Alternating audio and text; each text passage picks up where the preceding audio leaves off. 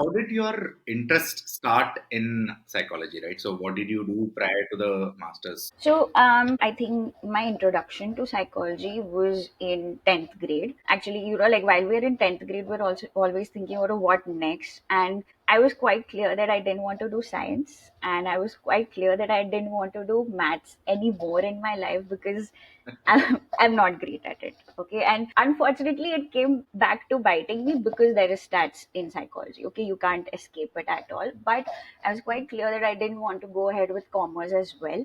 And I didn't want to have maths in my life anymore. So I think my option that was left and which interested me was arts. And in 10th grade, I had a friend who, kind of spoke about psychology and spoke about the qualities needed to become a psychologist. And she mentioned things like you need to be empathetic, you need to be a good listener, you need to, let's say, have a certain kind of quality of kindness. And those were the things that kind of like struck a chord with me, and been like, okay, those things come naturally to me. And mind you, that was my first understanding of being a psychologist. There's a lot that entails in becoming a psychologist, but that was a base that I kind of came across. And those that was a time that I consider myself indecisive in a lot of areas, but maybe this is something that I can go ahead and pursue, right?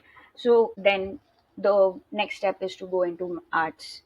Then you come across a lot of subjects in your 11th and 12th grade. There's an introduction to psychology there, and that's when your journey with psychology actually starts, because you get to learn about psychology theories, for example. And then you end 12th grade, and then you're like, okay, what do you want to do next? And I think the next step here is to I pursued a Bachelor of Arts in Psychology. So the first 2 years were different kinds of different economics, sociology. Those were the kind of subjects that I was studying.